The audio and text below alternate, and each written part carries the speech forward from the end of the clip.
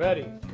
Hello, welcome back everybody. This is another episode of the Station Break podcast. I'm your host, Cassidy Quinn, and we are recording, I almost said live, we're not live. We're at KGW News in Portland, Oregon. Every Friday we give you a behind the scenes look with an interview of someone here at KGW. And apparently we've run out of people because I'm here. This is Joe Donlon. He is the anchor of how many newscasts at KGW? Well, it depends on the day, but at least 4, sometimes 5. Wow. So you see him on TV all the time, Yes. but who really knows anything about this guy? I will mention, I do have a cold. I don't know if you can tell in the audio, but I sound like I don't know if I sound like a man or what, but just wanted to point it out. Hopefully, I'll just be over here. Yeah. We'll just both lean out of the frame. I'm sorry. I won't touch you, okay? You put your own microphone on. Yes, true. So what times a day are you on the news for people that don't know? 5, 6, 10, and 11, and then I fill in on the 7 as well. So we're recording this at 2 in the afternoon, and this is actually the beginning of your shift, right? Beginning of the day, right. Usually between 1 and 2:30. Wow. So do you sleep in, or do you get up and do a bunch of stuff? No, I usually get up and do a bunch of stuff, yes. And we just bought a new house that's an old house, so I'm actually waking up early doing construction all morning, which I love. Oh my gosh. And then I come in here and do my regular job. You do construction all morning? How do you stay awake? I know. I love it. I really do. I love it. If I could do anything else, I think I would do construction. I love building things. I love the whole idea of construction. So it's been a hobby of mine. I call myself a Bob Vila wannabe. You know, and people say, "Oh, I had no idea you were handy," and I answer that by saying, "I'm handy enough to know when I need help." So I do call people in to help. It's not like I'm building all this stuff myself. I know when I need help, and that's quite often. That is good. A good point to know, though. Have you ever injured yourself doing Yes, construction? I have. Yeah, in fact, if I didn't have my suit, I have a nice scar here from the cat's paw. I was tearing down the roof, and the cat's paw, which is the thing that helps you pull nails out. Oh, it's not a cat. Okay. Not a cat's paw. I didn't get scratched by a cat, but it looks like a cat's paw. It pulls out nails that are, in wood. Oh, okay. And the I have an tail image. end of that thing swung around and just took a nice slice out of my arm. Yeah, I mean, it's just, what happens when you're swinging hammers and things. That's why I don't swing hammers and things. Oh, wow. Have you ever had an actual job in construction? Never had a job, but I am serving as the general contractor on our house now. So I'm kind of running the show. Very official. Right. Do you have business cards? I don't have business cards, no. I'm not that official, and it's not that impressive, trust me. It sounds impressive. Most of what I learned, though, oddly enough, is just on YouTube, Mm-hmm. Plus, I stayed at a Holiday Inn Express last night, so I'm very smart. What? Did you actually? No, it's in the old commercial. Oh, okay. No, but seriously, I mean, the first time... You're telling me too much about your life. I don't know. The first time I cased a window, which is, the window's been installed, and then you have to install, the interior, the jambs, and the trim. Most of that I learned on YouTube. You can learn anything on the internet. It's amazing. And they're very descriptive and very thorough. You go to Home Depot, you get the tools and supplies you need, off you go. Next thing you know, you've cased 2 windows. Wow. Mm-hmm. That's impressive. Don't ask me to come over and do any work on your house, though, Cassidy. I won't. I'm in an apartment, so they'd probably get mad at me if I had anyone do any construction. You've been at KGW since the 90s, is that right? Well, 97, you make it sound like it was, 50 years ago. Well, it was 19 90s is not ago. 50 years ago. I know, but it sounds like in the 90s. That's next thing you know, it's the 80s, I am old, Cassidy. Let's establish that right now. I am old. Do you know how old I am? 42. Not even close. 31. Wrong direction. Wrong direction, yes. I am north of 50. Oh. Yes, so there you go. The gray hair didn't give it away.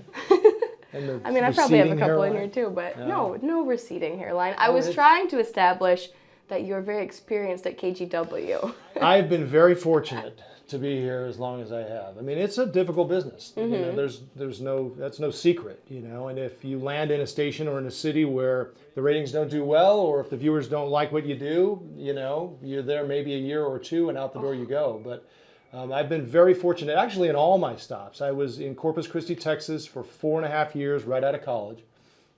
And then I got a job with NBC in Tucson, Arizona, and I was there for 10 years. And I've been here going on 19. And I've had the good fortune of working at really good stations with really good people, with really good ratings. And all of that translates into job security in this business, which can be tough. So you've never had the 1 year and No. nobody likes you, so No, I've never been fired. Knock on wood. Yeah. I almost got fired once, but that's another story. What? Did you do something horrible? I did, yes. I think it was on one of the social media okay. We'll get questions, there. yeah. We'll get there later in the podcast. But I'm Yeah. excited to hear about this story. We'll just say, if you're considering stopping listening to this podcast now, just stay tuned because I had to ask Joe whether it was okay for me to ask the question. Oh, it happened. Dun dun dun! Did you have a bunch of any like really random, unjournalism related jobs when you were growing up? I had a lot of random. My first job was at a Burger King. Oh. And I lied about my age. I was 15. I said I was 16. And back then, of course, this was 100 years ago. I don't remember now if I falsified my job application or what, but I wanted a job so desperately that I told them I was 16 and I wasn't. And so I was working at a Burger King at 15. That was my first job. And I held a lot of different odd jobs growing up. I did do some construction in college, but it was more of the demo work. We were going into old houses in St. Louis and kind of gutting them from the inside. And so I did do that for a little while. But lots of little things. I worked as a disc jockey when I was a senior in high school. One of the coolest jobs ever at this really neat club that was connected to a restaurant, a real popular restaurant. This was in St. Louis where I grew up. And I would work 2 or 3 nights a week there, spinning records from 8 or 9 until 1 in the morning. And it was a blast. I loved it. And then I did some weddings and receptions and things like that. So that was kind of where I got the bug, and I really enjoyed that part of it. And then when I went to college, my mom thought I was going to be doing farm reports in Iowa. So she said, "Are you sure you want to do this?" And I said, "Yeah." And I really am glad I pursued it because it's been a wonderful career for me, and it's sort of made sense for me. I was never great in math. I didn't necessarily care for science, but I always loved journalism, telling stories, writing stories, and reading, and that sort of made sense to me, and that's where my path sort of took me. And on that note, I talk to a lot of high school journalism classes today, and I tell a lot of these kids, kids today are so uptight and worried, and they feel so much pressure, right? And I just want to reach out and say, it's going to be okay. It really is going to be okay. Whatever is meant to be is going to happen for you, and a lot of times serendipity will open a door for you that you weren't expecting, and the next thing you know, you've got this great, interesting opportunity that you didn't even think would happen, right? So it's going to be okay. I wish kids today wouldn't worry as much as they do, but I think they definitely have a lot more pressure on them than I did growing up. Yeah. When you were a DJ, going back to that because I think that's amazing, did you have like dance moves? You're in a club. No, it was great because the DJ booth was in like a bird cage up at the top of this 2-story barn-like club. So you were sort of perched way up there with some lights on. I mean, a lot of people in the club probably couldn't even necessarily see unless they looked up in the rafters. Oh my gosh, there he is. But it was so fun. And there was a bucket where people could put requests in the bucket down below, and then I'd roll it up. Gosh. It was like sitting in a treehouse, right? Spinning records. That's amazing. It was fun. It really was. I loved it. You mentioned you lied about your age to work when you were young, and apparently what we've learned from the Station Break podcast so far over the past, I think this is episode 8, is that might lead to you being a successful anchorman in Portland because Russ Lewis also lied about his age to get his first job at Chuck E. Cheese. There you go. It got him fired though because they figured out his age. Oh wow! Well, this is I think this is becoming like journalism confessions. Yes, right? That's what we should just call it. Confessions of a TV news anchor. Did you ever get fired from any of those random odd jobs? No. Oh. I've never been fired. But they say that's like the best thing that can happen. Everyone's been fired at least once. Right? Yeah. That's what they say, and it's usually you have to be fired in order to really kind of understand what the world's all about. I've never been fired, so maybe I don't understand what the world's all about. I know, I thought everyone had been fired because I ask everybody, but then I think there's one other person that has not been fired. Yeah, I mean, I've never been fired. Wow. Again. Well, congratulations. Are you trying to get me fired here? If our bosses are listening, do not fire him.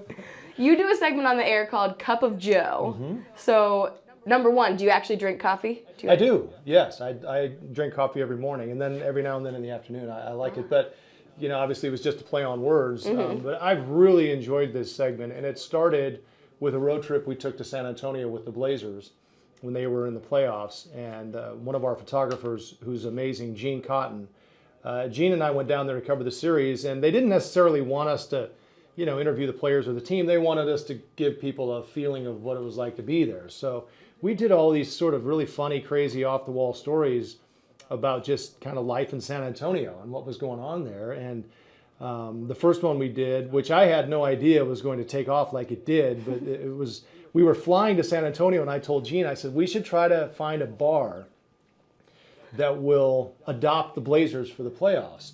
And then I said it could be a bit, and in the end, we won't be able to find a bar that will do this, and I end up getting thrown out of the bar. And so that's how it kind of morphed into the story of me getting kicked out of a bar. And I think one reason it got so much play was because of the headline, Portland anchor gets kicked out of San Antonio bar. Yeah.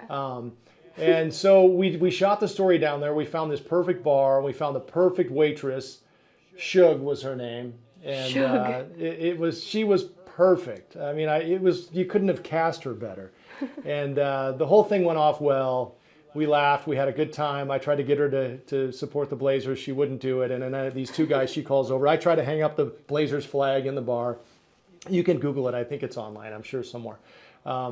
But these two guys who were playing pool, she calls over, and I end up getting thrown out. And Gene had put his GoPro up in the corner of the outside door, so it looked like a security camera with me tumbling out of the bar, and the whole thing. And the gal's like, go Spurs, go. So that was kind of what started it. And it was interesting because they ran the story on our station in San Antonio. And everywhere I went in San Antonio, and I'm not kidding, everywhere we went after that story ran, people in San Antonio said, there's the guy who got kicked out of the bar. Oh my gosh. I'm not even kidding. Walking through the stadium, walking around the Riverwalk, there's the guy who got thrown out of the bar. Everywhere we went, there's the guy. It wasn't all positive, though. There were two people in particular who were not happy with that story. They were San Antonio fans, and they thought that it was a misrepresentation of their fan base. They didn't think it was funny. They thought it was stupid, and they thought it put their fans in a bad light. And that wasn't the intention at all. Right. And I think what they missed was my live introduction and tag, where, I set this thing up as a gag and then ended by thanking the bar for letting us come in and have some fun and playing along with our tomfoolery. But they didn't see any of that. They just ran the story as it was, and I guess they took it as an affront to San Antonio fans, and we were painting them in a bad light, saying they were all jerks, and that wasn't it at all. It was fun. It was meant to be funny, and that's how most people took it. But that's sort of how Cup of Joe was born, because after that, then we did another story where I commandeered one of the boats on the Riverwalk and gave the guided tour as someone from the Northwest, when I had the headset on, and said, welcome to the San Antonio Riverwalk, although where I come from, this is more like a trickle in a bathtub, that kind of stuff, just sort of mocking how great the Northwest is in our rivers and everything compared to this. But and then we did another story where I just talked about how long the traffic lights were, which was, I thought, a really funny, fun story. Other people didn't quite get it. But Gene Cotton did a brilliant job. It's one of my favorite stories ever because Gene shot it so beautifully. So there it was, Cup of Joe. When we came back from that trip, our boss said, we want you to do more of that stuff around Portland. So and did it already have the name Cup of Joe? No, we hadn't named it at that point. And then right shortly after that, I got to go cover the Ducks in the national championship game against Ohio State, and we did several stories down there on Media Day. I don't know if you saw the story I did where I went in and played cards with some of the offensive linemen. So that was, I just wanted to have fun with some of this stuff and do something different. These guys are tired of talking about football, so I thought, let's do something fun. So we played a game of Blink, which is, I walk in and say, I'm looking for the fastest man in the West. And these offensive linemen were kind enough to play along with me, which has really been interesting to me to see how many of these people are willing to play along with my shenanigans, including after that. And we had then stuck the Cup of Joe on it, Caleb Porter, who did an interview with me while we got a haircut side by side. And that was really the first Cup of Joe. And I never thought in a million years Caleb Porter would do it. Was that your idea to get haircuts? Yeah. And I sent a text over to the Timbers and said what I wanted to do, and do you think Caleb would want to do it? And the next thing I know, I got a text back from Caleb saying, I'll see you next Wednesday. So, and we did some fun gags with that. The whole bit was that he was trying to get me to get a soccer haircut. So that's the premise of that bit, and it carries through the story. And then my other favorite was one I did with Wayne Tinkle here just recently, the Oregon State basketball coach, who's a big golfer. So we shot That Cup of Joe at Trysting Tree Golf Course down in Corvallis. And Coach Tinkle was all in. It was hilarious. Again, if you haven't seen it, that's one I would really recommend you watch, because in the middle of the interview, we break it up with bits and gags. And the premise of this was that I came in all Oregon Duck gear because our son just graduated. And of course, Coach Tinkle was in all of his beaver gear. And we wanted to try to show people that beavers and ducks could get along. But the gags and the pranks we played along the way proved otherwise, right? There's exploding balls and, just fun things. And he was so funny because we shot that on Media Day. And he was late, I think, for Media Day because he stayed so long to shoot all these scenes with us. But by the end of it, I kept telling him, I know you have to go. And he said, no. I said, well, we don't have to do the dialogue here. And he said, no, let's do it. So we did that. And I said, okay, we can cut this scene short if we do that. And he said, no, let's do it. Now I had my driver in this hand, so I have to make sure that when we go to the next shot, I have it in this hand. And so now he's directing it, right? Oh my gosh. He's worried about continuity. But he was all in, and he played along with all the gags, and it ended up being a really fun story. That's awesome. How do you come up with the ideas for this? Like, are you sitting at your desk thinking, I need a cup of Joe idea, or are you doing construction and an idea just comes into your mind? Just pop into my mind. I mean, with Coach Tinkle, I got the idea to do the golf bit because I knew he was a golfer, and I'd seen him at a golf match, a golf tournament, at John Canzano's golf tournament. So then I just sort of think of funny things that I could hopefully get them to do, And some of them come to me at different times. Like I said, in San Antonio, it was on the flight down there. I don't know. I think half the thing, I did the deal in Columbus when we went to cover the Timbers at the MLS final, where I thought it'd be funny to see if someone in Columbus, a tree company, was cutting down a tree. And we could take Timber Joey over there and slice a bit of the stump off, to get warmed up for the game. And we did a bit in the car with our Uber driver. And when I looked at it back, I was crying. I was laughing so hard. And I said to somebody, I don't know if anybody else thinks this stuff is funny, but some of it's pretty funny. I don't know. It's a good time shooting it. I really enjoy it. And the people who do it with me seem to have a good time with it too. Yeah.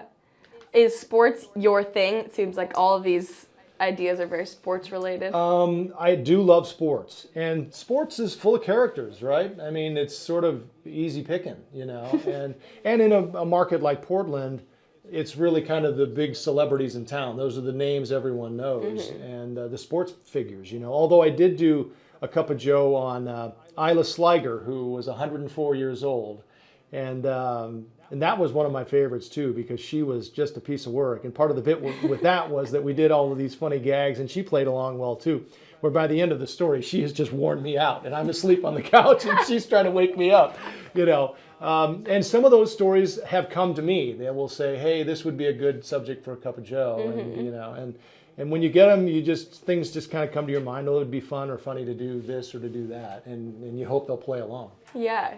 And are you a sports player yourself? I know you played hockey in college. Played in college, and I still enjoy, golf and whatever else is going on athletically. And our kids have all been involved in athletics. So yeah, I love sports. I love to watch sports. I used to do some sports in Corpus Christi when I first started. I did sports I worked 6 days a week, and on the 6th day I did sports. Oh. So yeah, I'm a big sports fan and love it. And you made it out of college hockey with all of your teeth, so you could be on TV still? We had to wear face masks. That was back in the day. We had to wear a cage, which definitely saved my teeth and face. I mean, there were several times. That mask was always getting hit with either a stick or the glass or the ice or whatever. So, yeah, I was glad I had that mask. Might not have gotten the TV jobs, yeah. Now, on TV, you usually, when you're in the studio at the desk surrounded by women, got Tracy and Laurel, or whoever fills in if they're out or something. Are you a ladies' man? Have you always had a lot of girlfriends? Girl space friends? I mean, that was so long ago in my life. I mean, I've been married for 22 years.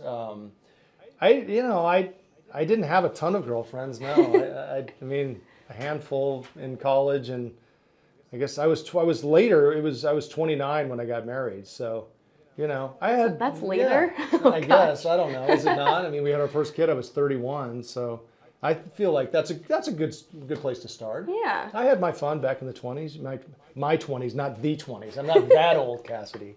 The 90s. Right. The olden days. No. Do you like working with female co-anchors? Yeah. I mean, and again, I've been very fortunate to sit next to some amazing women. And in Tucson, I was there as the main anchor for, I think, 5 or 6 years.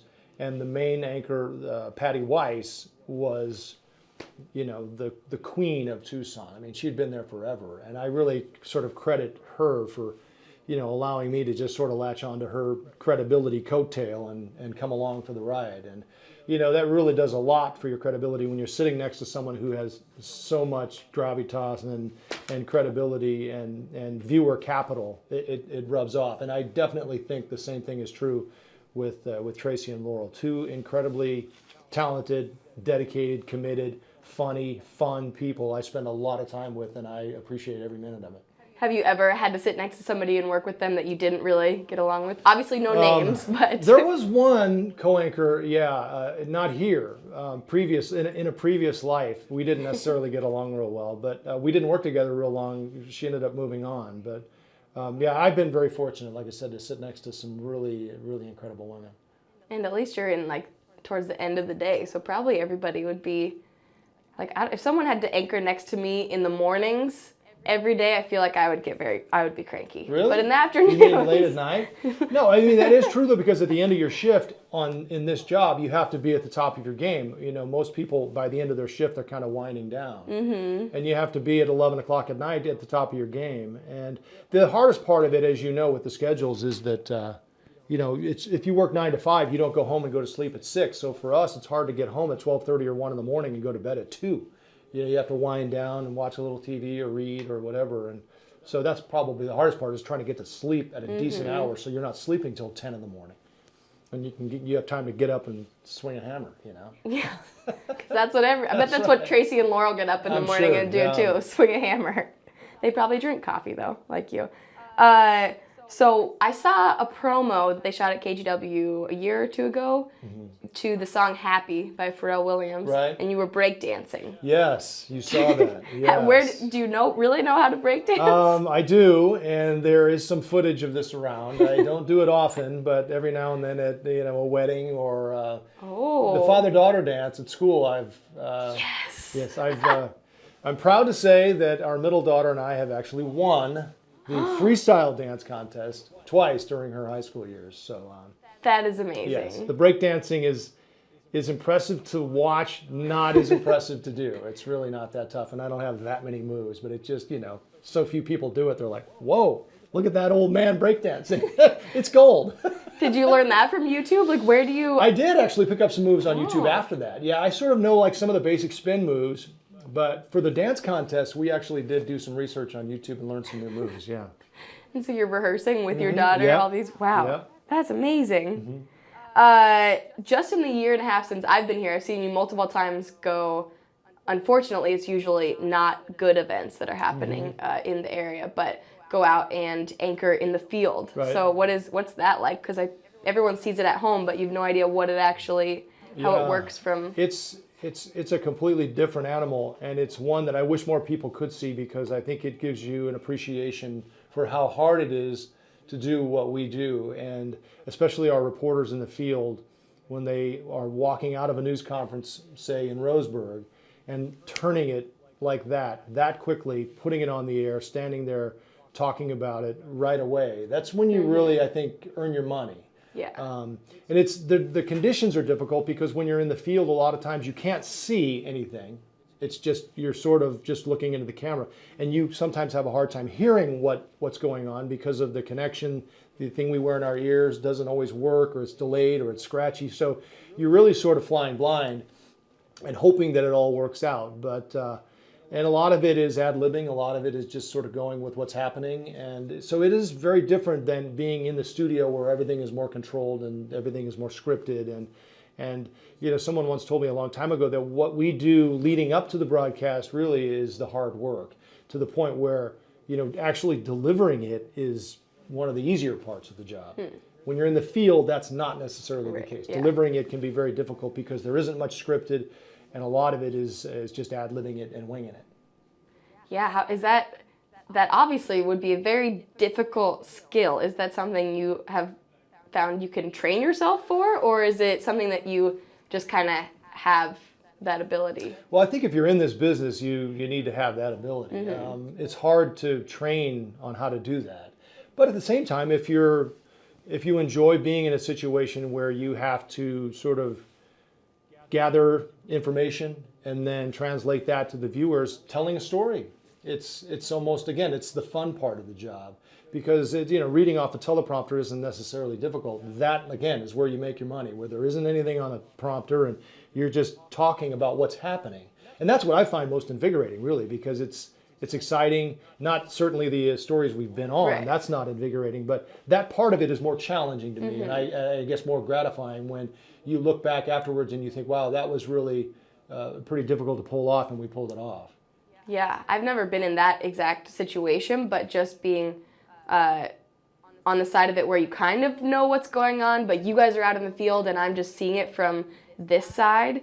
And that's when I really appreciate how talented and professional all of you guys, all the people that I work with are, because when you realize, oh yeah, they have no idea. Like, they're not reading off of a teleprompter. They have no idea what they're going to say next. They have no idea what information is coming in. It's amazing. Well, and the one, I've told this story before, the night of the Japanese tsunami, that happened right before the 11 o'clock news here. And we knew it was big. And Laurel and I were on the air until 5 o'clock in the morning and never had one script. Oh my gosh. So you're filling 6 hours, and it was fascinating coverage. Because it's not just us talking, right? You have people who are calling in, you have experts you're talking to, you have reporters, who are stationed at different places. So you can defer to other people, and we're not certainly the only ones who are talking. But that was one of the first examples of the power of Twitter, because there were people who were tweeting me on the set with really interesting, relevant information.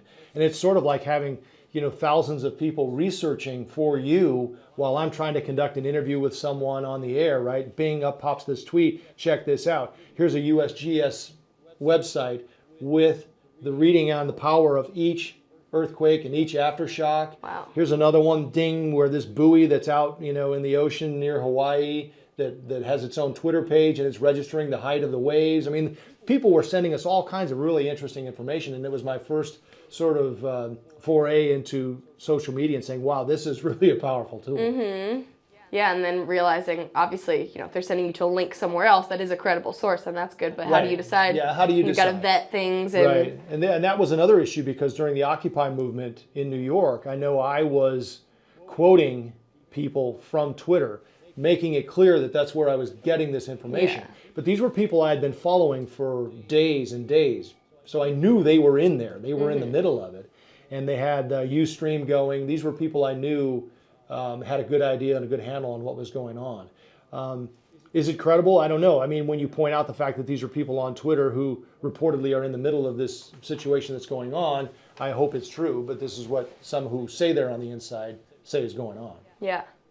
Do you get a lot of feedback from viewers on, for example, when I talked to Steph and Kathy, they both said that people always tweet them or email about their hair. Yeah. Probably different as a guy, but I'm sure there's... No. Do you get feedback from people? I do on stories. I get a lot of feedback on the Cup of Joes. But, let's face it, people don't look at me the way they look at women. I feel badly for Tracy. I know she shares she tells a hilarious story where there was a woman who came up to her at a grocery store and said, "Why, you're not fat at all." I mean, the things people say and have said in the past to my female coworkers is not something that I have to deal with. And it's very, I don't know, it's just an odd, people feel as if they know you so well because they watch you, they can say anything to you, which can be good and bad. Yeah. Or other people say, "Wow, you look much better in person." And you're thinking, okay, so does that mean I don't look very good on TV? Yeah. And I'm sure they don't realize what they're saying, Yeah. They think, wow. They just want to say something. Right. So. Oh, goodness. As a guy on air, do you put makeup on? What's it takes me about 30 seconds. Oh, okay. Yeah, I thought you were going to say 30 minutes. No, just a brush, makeup brush and one of those what's the round stuff called? Powder, foundation? Yeah. One of those? What's the stuff called at Nordstrom? There's a whole line of it. MAC? MAC. Yep. Just a little of that, just to knock down the shine, and off we go. Ah, wow. 30 seconds. That sounds There's great. not much. It's like there's not much I can do. That's the way I look at it. So I don't do much. Yeah. Right? I mean, I'm not gonna. I don't know. The lines, the crow's feet, the hair's falling. I don't know. It is what it is. But then no one says anything ever about it. So, that's good. That must be nice to be a guy. Just kidding. I like being a girl. Speaking of feedback from people, we got some questions from social media. So, Steele at Blue Snowy Mountains, very popular on this podcast. I think he's asked a question every single week. So thank you. He saw an article when you moved from your previous station, Tucson, did you say, to Portland. You said that you grew up in Tucson, but you looked forward to growing old in Portland. So how is growing old in Portland going? This is all just going back to me feeling old, Cassidy. That's all. Hey, look, I felt very fortunate to get this job. I was 34 when I was hired as the main anchor here, so relatively young to get a main anchor job in a top 25 market, and that's never been lost on me. And it's, the reason we were thrilled is because Portland, look, if you were going to live, where do you want to live? Pick a city you'd want to live in, and it's a pretty short list, right? I mean, most people would probably say Denver, San Francisco, Seattle, Portland. Where else? I mean, where else would you like to live? Not many people say other California. Yeah, maybe places. somewhere else. Maybe San Diego, right? I mean, these, it's a short list, and Portland's on it, and it would be on certainly everybody's list in the West. I mean, look what's happened to our population. People are moving here in droves. And our rent prices. Yeah, for us to move here in a city we knew was, just a great place to raise a family, great place to live. The livability here is off the charts, and I've always said Portland is a city that has sort of all the big city charms without the big city headaches, and that makes it a really, really nice town. It's been a great place to grow old. Yeah. So no, you have not grown old, but it's the process. I'm growing old. You were the one it was your quote. You guys are just going to put me out to pasture after this podcast. No. So you have no plans on leaving is the No, they as long as they'll sign the check, I'll be here. Yeah. Greg, Superset Greg, asked, what is the worst and best story you've covered? Oh, wow. Best as in like most interesting, or? Yeah. I got to cover the first Gulf War, Operation Desert Storm in 1991. They sent me to Kuwait, and it was one of the neatest things I've ever done as a journalist. It was fascinating to be there. We went with a medical team. There were about 30 people in the group, and they brought along a handful of journalists, and I was lucky enough. John McCain's wife, Cindy McCain, ran the medical group, American Voluntary Medical Teams. And they went over there to do a bunch of, health care. And Kuwait was empty. I mean, the war had just ended like 10 days before, and there was no one around. And all of the leftover remnants of war were everywhere. Including, we ended up going to that road where several of the Iraqi troops were trying to escape at the very end, and we carpet bombed that convoy going out, and that's right where we were. There's a gigantic crater in the middle of the road, and the vehicles were all still there, stacked on top of each other, 2 and 3 high. They had just been blown to smithereens.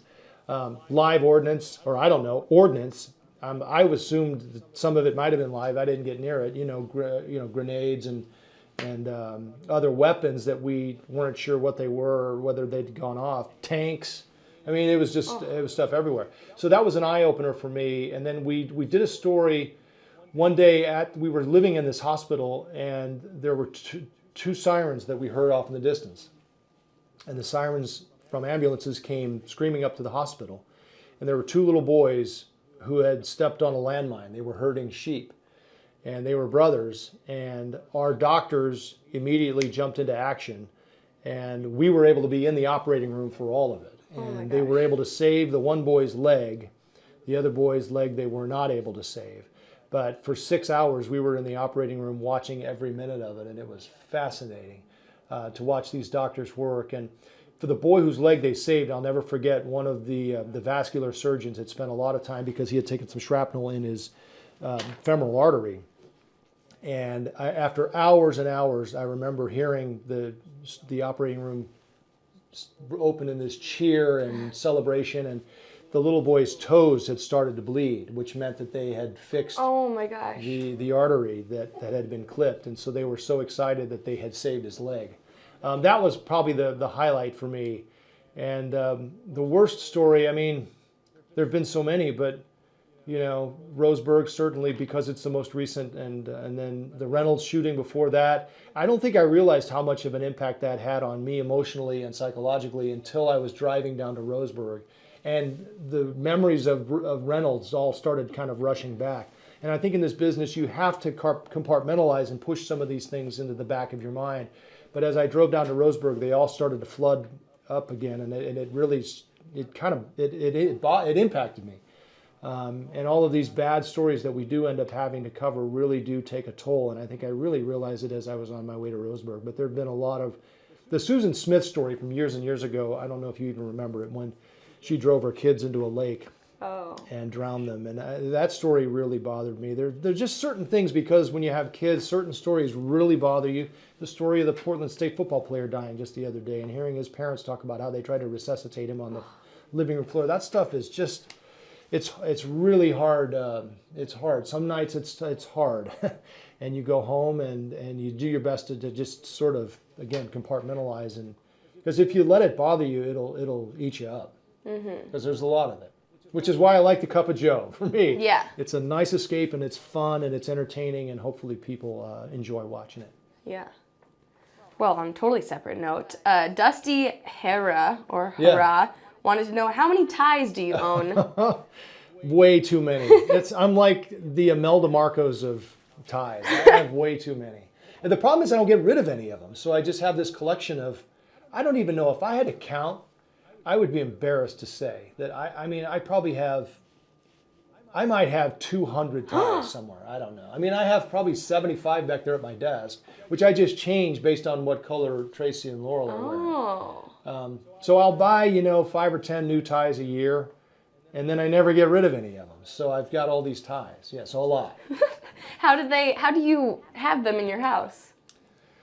Just hanging over a hanger, and I just kind of go through them. And I should really give some of them away. Because there are a lot of them that I don't wear anymore. You could sell them on eBay. Joe Donlon. Newscast worn. Yes, that worn would probably on. Get 25 or 50 cents at least. You could do like, well, I don't know if you're wearing them when you're doing the Cup of Joe segments, but like, oh, it was at the Trailblazers, whatever, or Timbers. Yeah. I'll leave that to you. I'll give you my old ties, I'll take the 50 cents from it. I'll buy you a Coke in the vending machine up front. Hey, it's hard times. Darla Cruz wanted me to ask you to open up about Scotch. Oh, yeah, I got a lot of feedback about that for the this or that promo that the station just did. And when they asked if I liked beer or wine, I said Scotch. And then if I liked coffee or tea, I said Scotch. So, yeah, I do like Scotch. It isn't something I drink a lot, because a friend of mine who's in the medical field said the brown liquors are harder on your heart than, say, the clear, vodka or something. So just like all the vodka in the world, you're fine. Well, not right, but I cut my teeth on the Macallan 12. I do like Macallan, and then from there I've just sort of experimented, with several different, see which ones I like. And my go-to, for those of you who are interested now, is the Balvenie 10-year Doublewood. I love that one. I call it a golf Scotch because it's very sort of smooth and sweet, and it's not as harsh as some people might consider a Scotch to be. Mm-hmm. Are you inspired by Anchorman, Will Ferrell? Yeah, that's right. Scotch. Right. I do like that. I love that movie. It's one of my favorites. So good. I think it's so great. Have you ever had a Ron Burgundy moment with like a question mark in the teleprompter that messes you up? No, but that goes back to the story we teased early on where I had my major guffaw. We'll get there. Okay, we'll get there. We'll just go with it now. So the question was, it came in the last minute, so I'm going to find it again on Twitter, was that...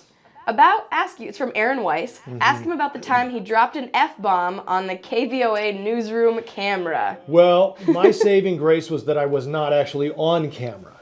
I had just finished my report. And Aaron Weiss, by the way, is the son of the co-anchor I told you about earlier, Patty Weiss. That's awesome. So Patty was actually, this was before I was the main anchor. I was in the newsroom doing a report, and I had finished the report. And at the end of it, I didn't quite get my words out right, and I just sort of stumbled. And anyway, I said, back to you. And so they went back to Patty, and there I was in the newsroom, but my mic was still on, and I just uttered something I shouldn't have said. Yeah, that begins with F.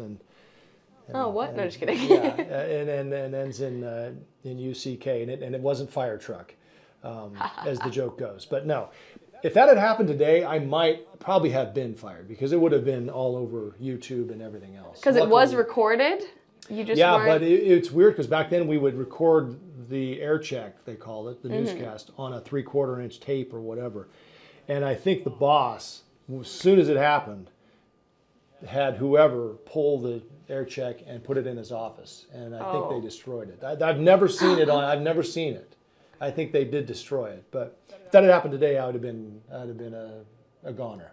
Oh yeah, I know. It's scary, you know. It is, but I will tell you that that will never happen to me again as a result. We had a sports guy in Tucson as well who used to cuss like a sailor on the set, and I just would go, dude, you have a microphone on, you know, you never know when it's on. It was a valuable lesson for me in more ways than one. Yeah, exactly. You only make every mistake once. Right. You hope. You hope. Ramblin' Jeff asked, did you ever have a mullet? I had a mullet in college. If you're not watching the video version, just know he does not have a mullet now. Yeah, I had a rockin' mullet, but I was a hockey player. I played hockey in college. Are you kidding? You had to have a mullet. That was like part of the deal, right? So yeah, and my hair, when I let my hair grow out, it was long and really curly. And I had, the huge mullet. Somewhere on Twitter, I posted my sophomore year in college cafeteria card, and you can see it on there. It's an impressive mullet.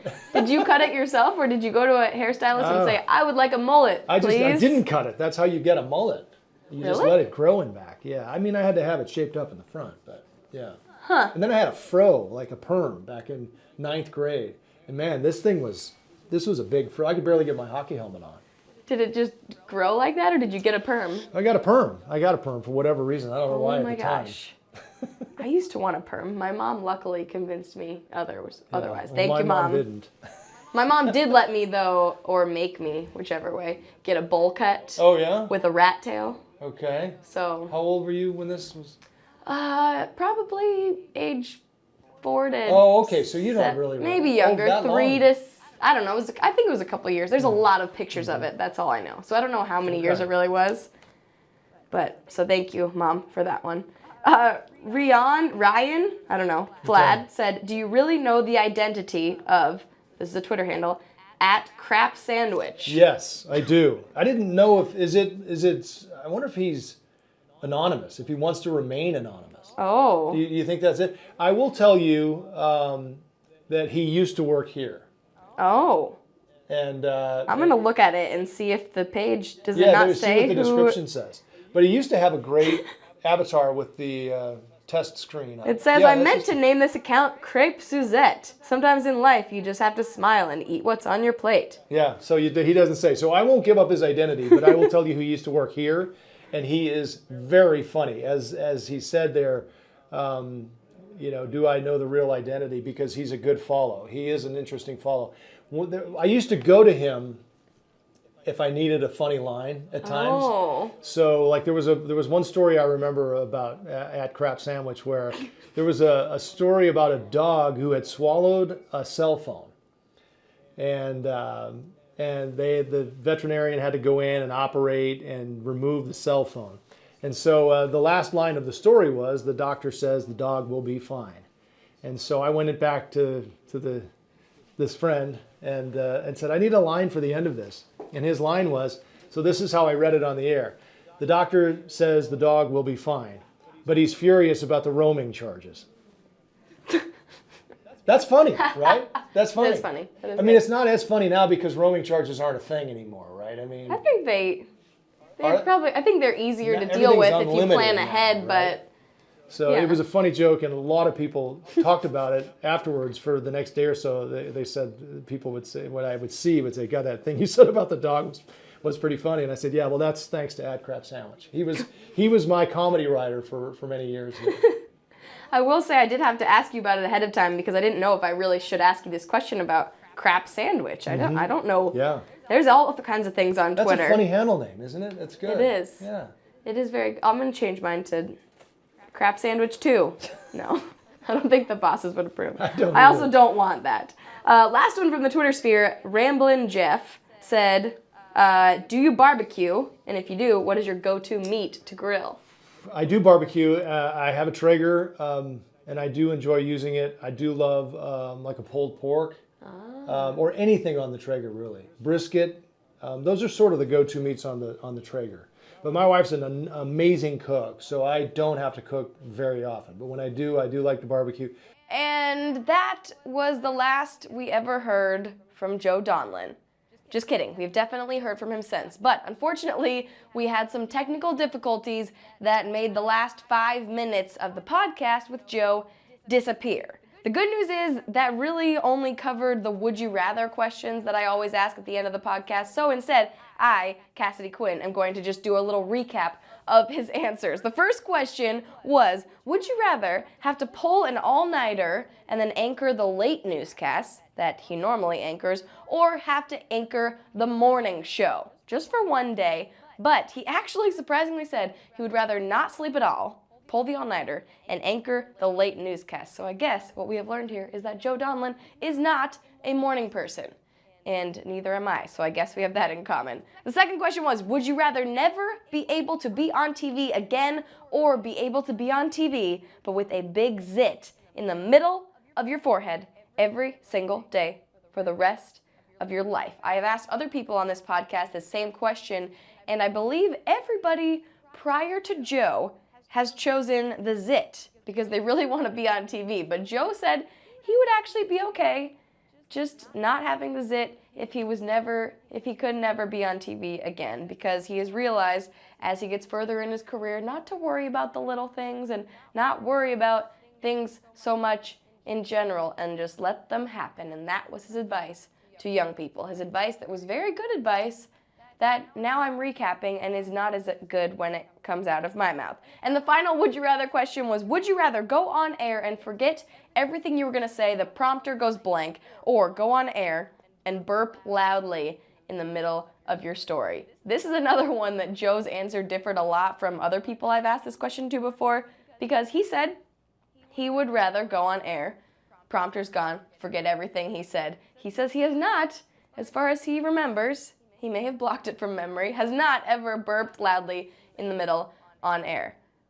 Because, well, not because, but luckily, because that would definitely go viral in today's day and age. That is the world we live in. So, thank you guys so much for listening and watching to this episode of the Station Break Podcast. If you are watching this, you are seeing it on kgw.com, where we post the video version of the podcast every Friday. And if you are watching this, you will notice, yes, my shirt has changed since yesterday when the footage mysteriously disappeared thanks to those technical difficulties. You can get new episodes of this on iTunes also and SoundCloud every single Friday, which we call BTSF, Behind the Scenes Friday at KGW. You can always tweet me at Cassidy Quinn with the hashtag StationBreakKGW if you have a suggestion of who should be next on the podcast. Who should it be? I don't even know yet. Or if you have questions you want to ask somebody on the podcast, I'm always, in the days leading up to recording the podcast, asking on Twitter and Facebook, what do you want to know about insert person's name here. You can also go on iTunes and SoundCloud, leave us a review, a comment, anything, and we will see you next week. Thank you so much for listening. Have a wonderful Friday.